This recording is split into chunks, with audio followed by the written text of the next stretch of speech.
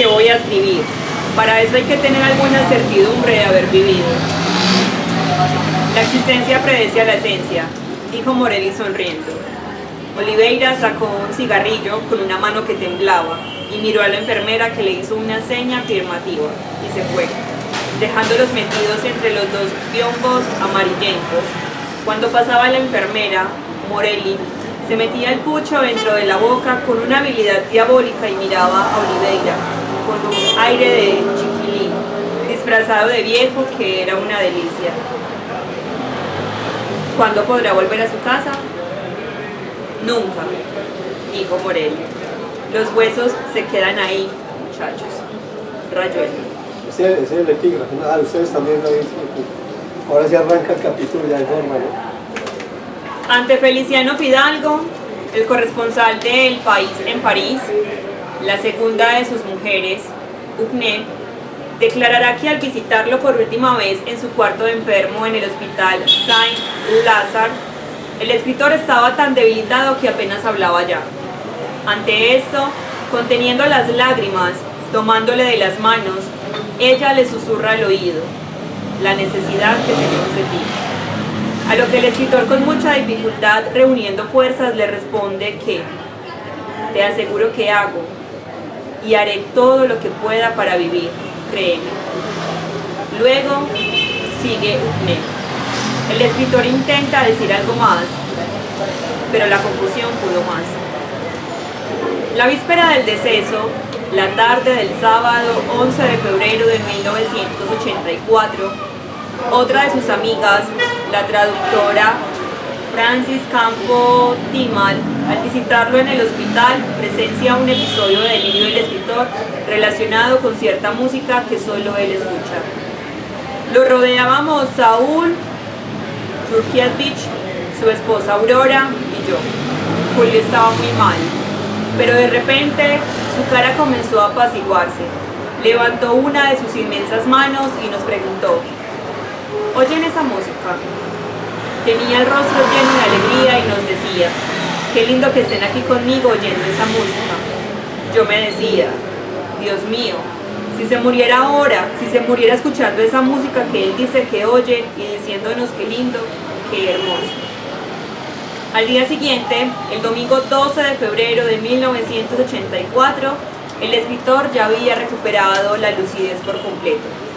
Según sus acompañantes, cuando abre los ojos por última vez aquella mañana, se reconoce acostado en su cama de enfermo y aún somnoliento.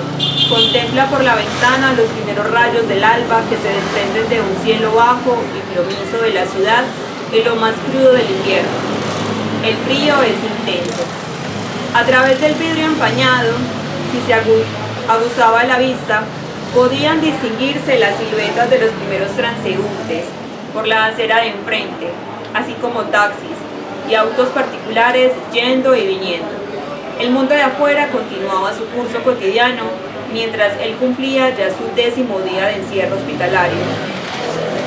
¿Cómo le gustaría poder salir una vez más a la calle? Dar un paseo por su amada París, ver árboles, al menos árboles, tal como le había dicho unos días antes a un mateo, y vagar por sus conocidas calles y detenerse en un kiosco a mirar las portadas de las últimas revistas o a comprar cigarrillos o a hojear uno que otro libro, y en general a volver a sentir la emoción de los primeros encuentros con la capital francesa, callejeando por el Marais solitario.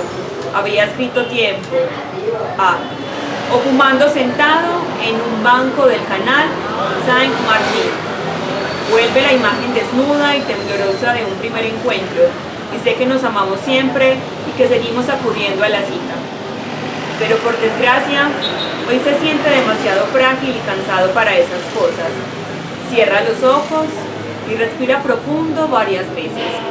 Le parece sentir una vaga opresión en el pecho. ¿Le harán de alta hoy? Es posible. Los médicos le han dicho que eso dependerá de los resultados que arrojen las pruebas de laboratorio que le han hecho los días anteriores. El problema de fondo es que su enfermedad no le da tregua de un tiempo para acá. Cuando no es el escozor en la piel, es la resequedad en la garganta, los trastornos intestinales, las evacuaciones frecuentes, la pérdida continuada de peso, la debilidad creciente. Por un momento, considera volverse a dormir atendiendo el deseo de su organismo, pero un recrudecer de las picazones en la piel terminan por despertarlo. Al menos, agradece. Ha logrado sobrevivir otra noche más, asistir otro amanecer, a otro día, porque ama la vida. Un día en mi vida, ha dicho Viviana Marcela Iriart. Es siempre una cosa muy hermosa porque yo me siento muy feliz de estar vivo. Cada minuto de mi vida lo valoro más. Ha reiterado Anubis Galardi, detesta la muerte.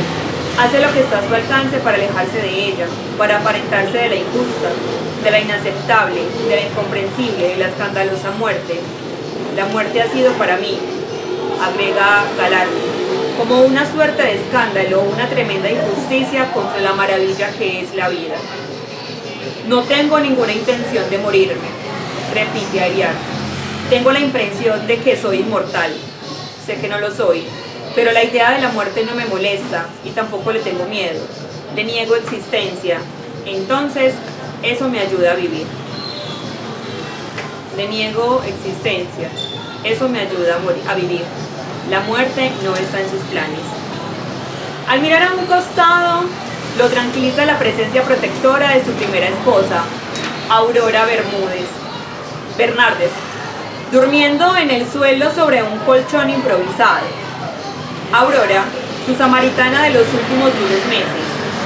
Aurora, claridad en las tinieblas. Aurora, la mujer que no lo abandonó a él mientras él a ella sí. Pero esa es otra historia. Aurora, la que nunca lo había dejado de amar. Aurora, luz de la mañana. Por suerte Aurora había escrito un nombre justísimo para ella y para mí.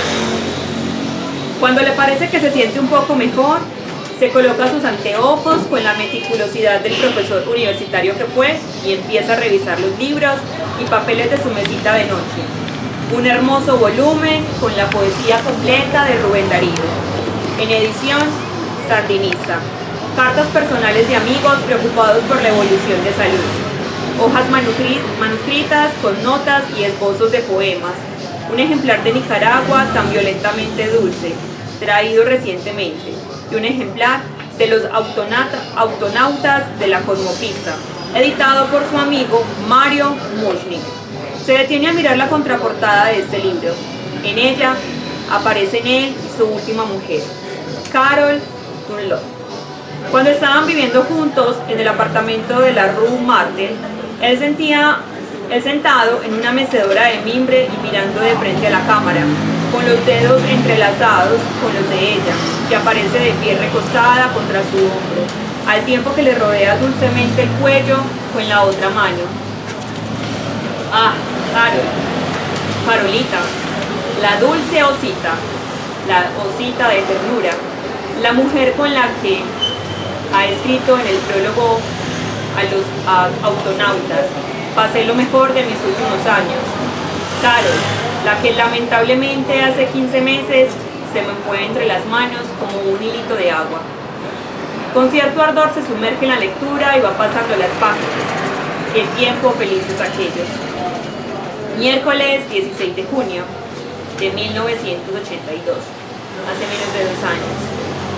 Desayuno, naranjas, bizcochos de almendras y café. 8 horas, el día se anuncia muy bello. 8:10, partida. 8:15, a nuestra derecha, las montañas del Ardèche. Almuerzo, pollo, sublime. Tomates, pimientos, cebollas, peras en almíbar, café. 14 horas, partida. Carol conduce por primera vez. Y Julio, oficina de Navigate. 2:10 de la tarde. Paradero. Aire de la Concorde. Muchísimo espacio y soledad. La osita está contenta de tenerme a su lado. Me limito a mirarla dormir en su efímera y sin duda atabática invernación y espero que se despierte sola, que empiece a desenredarse poco a poco, a sacar una mano, un chorrito de pelo, un culito o un pie. y que después me mire como si no hubiera pasado nada, como si las sábanas no fueran gran remolino en torno a ella, la crisálida rota de donde se asoma mi nuevo día, mi razón para vivir un nuevo día. Mi razón para vivir un nuevo día. Intenta continuar la lectura, pero un malestar, mezcla de mareo y punzada en el pecho, lo obliga a depositar el libro sobre su mesita de noche y a cerrar los ojos, quedándose inmóvil a la espera de que el malestar se le fuera desvaneciendo, de que las fuerzas le fueran regresando de a poco. Mientras, aprovecha para meditar. ¿Cómo le ha cambiado la vida en apenas un año y medio? En el verano venturoso de 1982, todo era amor y felicidad junto a Caro. Proyectos a realizar, música, fotos, poemas, escritura, sol, abrazos, besos. En cambio, ahora la vida solo le plantea preocupaciones, dudas, zozobras, nubarrones oscuros. El olor a desinfectante lo devuelve a la sórdida realidad del hospital. Se incorpora de la cama con dificultad y apoyado en el hombro de Aurora, logra caminar hasta el retrete. Al secarse las manos frente al espejo, lo asombra el reflejo de su rostro. Cuánto ha envejecido en los últimos meses. Hasta hace poco, los que lo veían no le calculaban más allá de los 40 años, y ahora parece un anciano decrépito. Ante sus ojos se desploma otra de sus ilusiones: conservarse joven a pesar del paso del tiempo, condición que había logrado sostener durante décadas. Rose Corral, al conocerlo en un foro con estudiantes de la Universidad de Toulouse en 1969, era muy reservado, parecía un joven. Eso nos impactó a todos. Tenía ya más de 50 años y parecía un joven de 25 años. Tenía una juventud extraordinaria. Plinio Apuleyo Mendoza, al entrevistarlo en 1978 en París. Llegó a París a los 37 años. Hoy en día Julio es un escritor tan conocido en Francia como en América Latina. Tiene 64 años, que nadie lo diría ni nadie le creería al verlo. Es un joven de 64 años. Rosa Montero, al entrevistarlo 2 años antes, en 1982 en Madrid. El escritor tenía entonces 66 años, pero no los representaba en absoluto. En realidad no parecía tener ninguna edad, porque los personajes fantásticos poseen una cronología diferente. Pablo Armando Fernández, que lo conoció desde 1962, según me cuenta en entrevista personal en La Habana en el año 2000. Julio rejuvenecía con los años, era un caso muy espectacular. Él parecía siempre más alto y más joven. Los testimonios de su apariencia juvenil no eran, pues, meras, lisonjas ni habladurías de la gente, era así. Quizá todo partía de que su fuero interno, él mismo se sentía joven, tal como lo sintetiza en el texto Policronías, escrito en 1976 a la edad de 62 años. Texto donde, lleno de vitalidad y optimismo, hace proyectos para el futuro como si fuera un muchacho veinteañero. Es increíble pensar que hace 12 años cumplí 50, nada menos. ¿Cómo podía ser tan viejo? Hace 12 años, ya pronto serán 13 desde el día en que cumplí 50. No parece posible. El cielo es más y más azul, y vos más y más linda. ¿No son acaso pruebas de que algo anda estropeando en los relojes? El tabaco y el whisky se pasean. Por mi cuarto les gusta estar conmigo. Sin embargo, es increíble pensar que hace 12 años cumplí 2 veces 25. Cuando tu mano viaja por mi pelo, sé que buscas las vagamente. Asombrada, hay 10 o 12. Tendrás un premio si las encontrás. Voy a empezar a leer todos los clásicos que me perdí de viejo. Hay que apurarse. Esto no te lo dan de arriba. Pero esa mañana en particular, esa gélida mañana de febrero en París, el cruel espejo le refleja sin atenuantes los estragos que tantos meses de enfermedad, tanta tristeza y soledad han dejado en su cuerpo. Si bien toda la vida ha sido de contextura delgada, en las últimas semanas su flacura ha llegado al extremo de que sus huesos se le advierten a través de la ropa, tal como lo constatan sus amigos. Alberto Perrone, al abrazarlo en Buenos Aires 7 semanas antes. Aquella última vez que abracé a Julio con fuerza, al apoyar mis manos en su espalda, me sorprendí al topar con los duros huesos de esa persona, alguien especial para mí, a quien yo, desde hace mucho antes de conocer, había presentido como fraterno. Hasta entonces no había advertido lo flaco y consumido que estaba. Dentro de sus amplias camisolas al viento, con sus cigarrillos de siempre, con ese permanente buen humor que lo atravesaba y ese inigualable andar ligero por la ciudad y plegarse de repente para entrar en un taxi. Francis Campo Timal, cuando lo visita en el hospital Saint-Lazare, días antes de su muerte, la cara muy enflaquecida, y eso hacía que resaltaran más sus ojos, aquellos ojazos inmensos de vidente. Otra vez apoyado en Aurora, logra avanzar pasito a pasito hasta ganar la cama. Tras otros segundos para acomodar su espalda lo mejor posible en lo más mullido del colchón y respirar profundo otra vez. Toma la pluma y se pone a esbozar algunas ideas para la que planea será su nueva novela. Una novela que, según me dicen en el 2016, Luisa Valenzuela, en entrevista personal en el Hotel Tan Harton de Medellín, lo tenía obsesionado. Una novela escrita en un lenguaje especial y con la que aspira a concretar un anhelado libro perfecto. Poco antes de morir, le agrega Valenzuela al diario Página 12 en 2004. Me contó un sueño. Le entregaban un libro impreso en el que veía, por fin, que había podido aunar esos dos mundos, el de sus creencias políticas y el del arte. Un libro perfecto, impecable, que estaba hecho de figuras geométricas, no de palabras. Él quería a la literatura pura, pero se sentía en la obligación cuando le pedían un texto para cualquier revista de escribir sobre política. Sin embargo, de su nueva novela solo alcanzará a escribir unas cuantas cuartillas y el título, Las mujeres. Nada más. Ese es otro proyecto de vida que tengo. Esta mañana, Mustia, nunca poder concretar. Otra de las razones para pedir al destino que le dispensase un poco más de tiempo de vida. 1 año, pido 1 año, ha confesado a Jason Wales. Espero que la vida me conceda una especie de isla desierta, aunque la isla desierta sea este cuarto.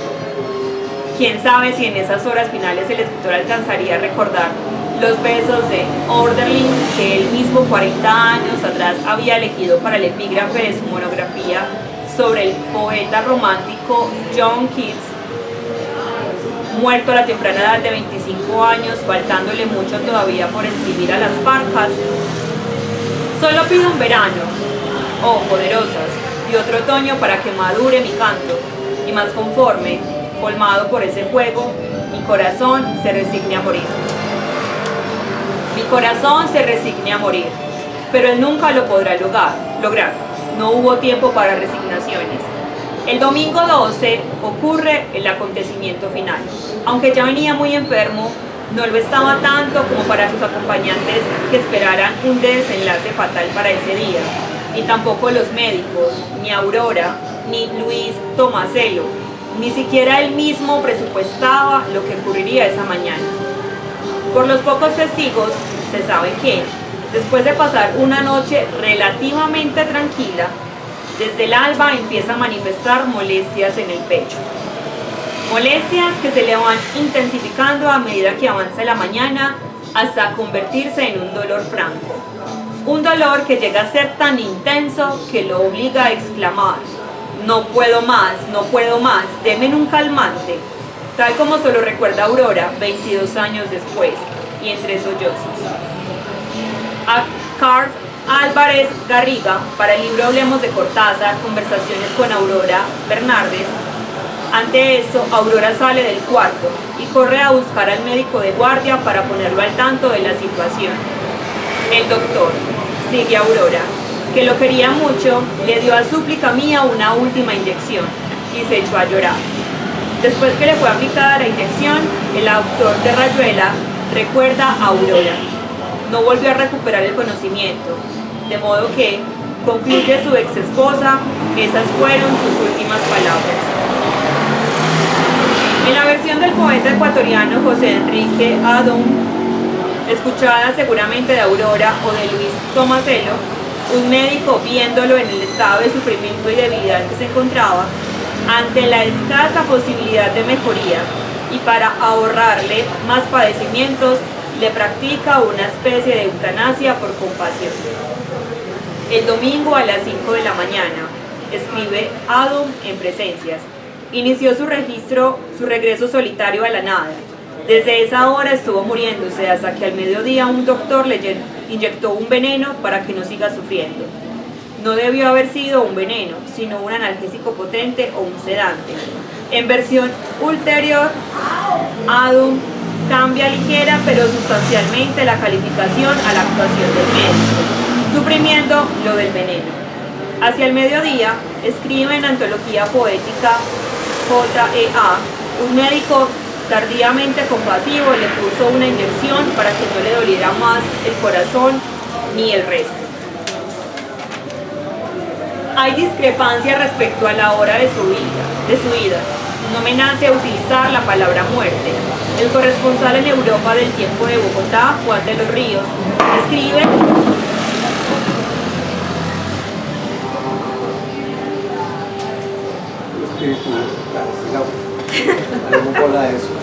Juan de los Ríos escribe que el escritor argentino falleció a las 10 de la mañana del domingo, mientras que Omar Prego, en La fascinación de las palabras, afirma que fue poco después del mediodía.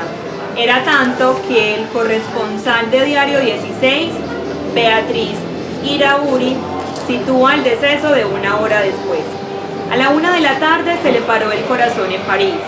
Por último, Óscar Caballero de La Vanguardia de Barcelona lo establece 15 minutos aún más tarde.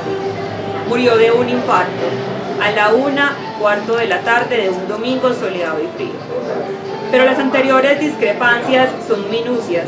Lo importante es constatar que el escritor mantuvo firme su decisión de luchar por su vida hasta el último aliento, que nunca se rindió, que le hizo frente a su enfermedad, a los demonios o espíritus malignos, como prefería nombrarla, con decisión firme y sostenida, que no se escabulló en el sentido de que nunca contempló el suicidio como salida a sus sufrimientos, tal como aventurará erróneamente Miguel Dalmau.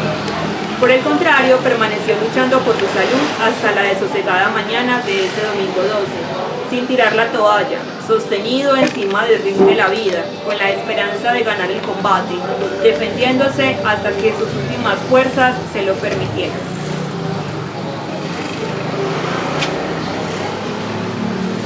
Sus horas finales las pasó, pues, atrincherado en aquel pequeño cuarto hospitalario, cuadrilátero de su último ramo, enfrentando en solitario a un implacable pugilista, del que nunca pudo saber su nombre, un pugilista que llevaba meses encima de él, propinándole golpe tras golpe, hasta el punto de tenerlo acorralado contra las cuerdas, y sin que pudieran hacer nada en su defensa los mejores médicos de Francia, Cuba, Nicaragua y España.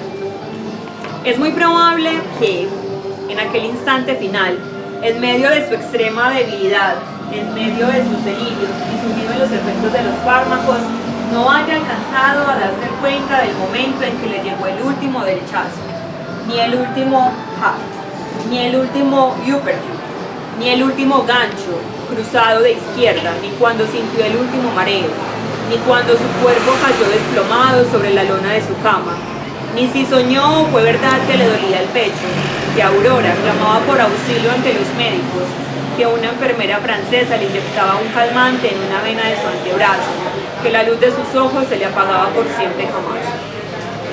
Tampoco, en la confusión del momento postrero. Nadie atinó a cumplirle el deseo que había manifestado con 4 años de anticipación en un San Lucas, libro autobiográfico. A la hora de su muerte, si hay tiempo y lucidez, Lucas pedirá escuchar 2 cosas: el último quinteto de Mozart y un cierto solo de piano sobre el tema de I Ain't Got Nobody. Si siente que el tiempo no alcanza, pedirá solamente el disco de piano. Larga es la lista, pero él ya ha elegido. Desde el fondo del tiempo, Heinz. Pero no se escuchó ninguna música de fondo en ese lado cuarto de hospital durante sus momentos felices. Fue su última plegaria desatendida. Como todo ocurrió en forma inesperada, nadie preparó nada para que sonara algo de música que le sirviera de bálsamo en el trance extremo. No sonó entonces ningún piano, ni ninguna nota de Mozart, nada. El silencio crudo, la ingravidez, las tinieblas, el tiempo detenido en esa ominosa mañana, en esa maldada mañana, en esa opaca, desolada, aciaga, lacrimosa, gélida, devastadora, funesta, trágica, fatídica, tétrica, luctuosa, atroz e inexplicable mañana del 12 de febrero de 1984, en que se nos fue sin retorno Julio Florencio Cortázar Descochi.